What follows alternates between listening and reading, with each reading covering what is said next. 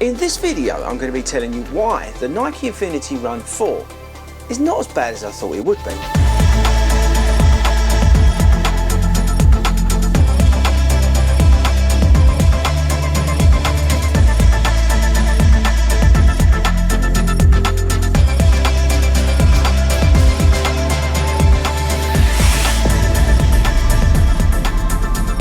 What is up, everybody, and welcome to our little video on these, the Nike InfinityRN 4 or the React X InfinityRN 4. We'll come on to the React X in a minute. But let me know in the comments before you do anything else. Have you got these? How have you found them? Let me know down in the comments and I'll dive in there once this video drops. Okay, so the shoe landed at HQ here at 40 Runs just before I was about to step on to the plane. So we grabbed them in the box, took them to Mallorca.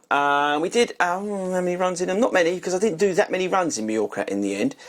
So I've had to wait till I've come back to get some more miles in them to be able to do this video. But I wanted to let you know why actually I don't know, what's the best way to say it? I was actually sort of dreading this shoe, but after seeing some of the sort of initial thoughts on the shoe, I thought, well, you know what, I'm going to give this a go, because it really does seem like they've changed it up. And I'm glad in a way that I have got them. But before we get into that, before we get into why I've actually sort of accidentally liked the shoe, let's do the stats and features, because there's quite a bit to talk about here, because the shoe's received quite a bit of a makeover versus the previous version. So this is a shoe, daily shoe, with a hint of guidance, hint of stability. Let's say it's not a stability shoe, but because of the width of it, because of the wide platform that you get in here, because of the React foam that's quite stable, if you do require some form of mild stability, this is a shoe to consider. But it has received a big update versus the previous version. We've now got React X in the shoe, so we've got the sort of, I don't know, sustainable version of React. I think I wrote it down. Is it 40%? 43% carbon footprint has been reduced in this React X. Now, what I would say about React X, it definitely feels a different compound versus the previous React. Other React shoes, well, they don't react very quickly. You really have to wear them in to get the most out of the foam. They're quite solid, they're quite built up in terms of the foam and the density of it. It feels really thick and heavy and solid. This version feels a little bit more bouncy, a little bit more responsive, and a little bit, yeah, just better. Now, I don't know how much of that's to do with this X bit, because that's all apparently to do with the carbon footprint. Interesting, and I would recommend you check it out. Believe in the Run, they did a video. Thomas was talking about that this was an injection moulding on the midsole.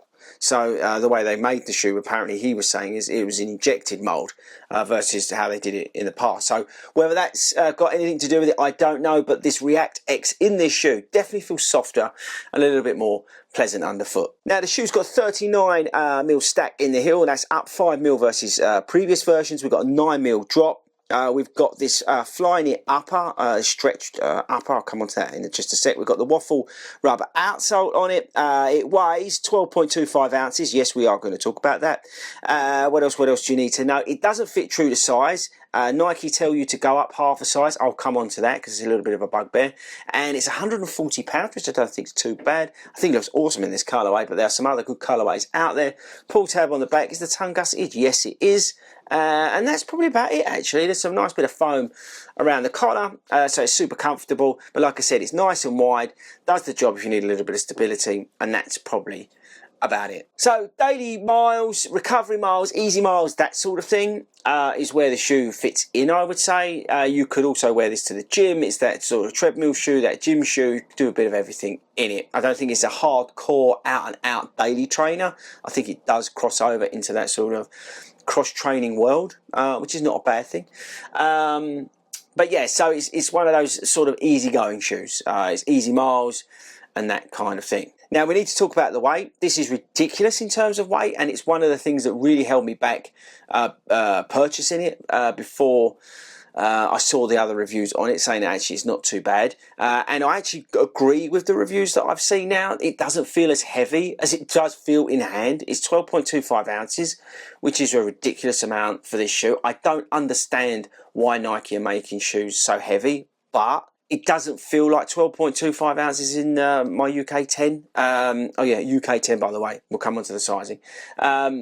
but it doesn't feel as heavy as it actually is, which is a funny thing to say, but I get it. Maybe because it is that recovery easy shoe, you're not necessarily as sensitive to the weight. But yeah, it is a problem, the weight on this shoe. I don't understand why it has been made so heavy. But does it reduce the performance of it? I'm not so sure, because as I said, this is an easygoing shoe, so actually it's not the end of the world. So I just said, this is UK 10, and it is one of my bugbears. Why Nike tell you that you have to go up half a size? Why not just make them half a size bigger for everybody?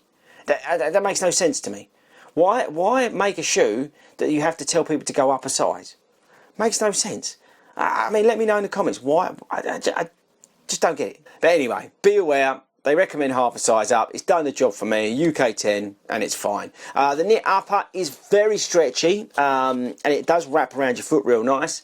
It is thick, so be aware of it, and it is noticeably warm, but it's, it does mold around the foot real nice. It does get, nice and locked down and all that kind of stuff. Now, the outsole's good. Waffle outsole from the Nike shoes of late has been very, very good, and this continues here. Like I said, look at the width of that. It's a fantastic, stable ride, and it's a much more enjoyable ride versus the Invincible shoe that I had, and that was previous versions, which might seem a little bit silly what I'm saying, because that was Zoom X, but I just prefer this React X over that Zoom X in that shoe. Yes, I just said that this is better, the midsole versus that. But it just suits me better because it's a little bit firmer. It's not as soft and mushy feeling as you get in the Invincible. But the ride's good. It's, moves you through, and it's comfortable, and it's not soft, but it's not firm. It's actually quite nice. So I've been pleasantly surprised by the ride. I think £140 is not bad in terms of pricing, especially for a Nike shoe. Is it better than the Pegasus? I don't know. I think the thing is with this versus the Pegasus, at least this has got some sort of purpose about it. In terms of the Pegasus, just is like in no man's land. This is a recovery shoe, an easy shoe, a shoe to slip on when you just want to go out, run easy, 6 miles, 3 miles, whatever you want to do. Maybe you want to go to the gym and then do a bit of a run, whatever. I get that. The Pegasus is just too vanilla versus some of the other shoes out there. So overall, I don't actually think it's that bad. On paper, this thing should be useless. Absolutely useless. 12.25 ounces, you've got to go half a size up, you've got a really thick woolen knit upper, whatever it is, and on paper it just shouldn't work, but it actually kind of does, which is the weird thing. I don't get why I like it. Maybe just because I'm just knackered, I'm just tired from holiday, from marathon training, and I don't know, it's just a really nice steady ride. There's nothing bad here, even though it weighs as much as this house. So look, let's wrap it up. This is totally the wrong weight in terms of the shoe. There is much better shoes out there that weigh less. But if I'm looking at it objectively, is this a bad shoe? No. Is it an alright shoe? Yeah, it's okay. There's nothing bad here. I really honestly thought that this shoe would not work for me because of the weight and stuff like that. But the React X, it's definitely been changed. It's softer and it's just a little bit more bouncier. And I kind of like it, I do. And I like the wide platform as well, and I like the outsole. So yeah, there's a few things to like here, but just be aware. Firstly, it weighs as much as your house, and secondly, you've got to go half a size up because Nike can't get their shoe sizes correct. So there we go, people. That's my thoughts on it. Let me know yours. As I said, drop it in the comments. Did you get the shoe? How have you found it? Have you been pleasantly surprised like I have? I'd be keen to know. But that's it from me, guys. Thanks for sticking around to the end of the video. I'll catch you later.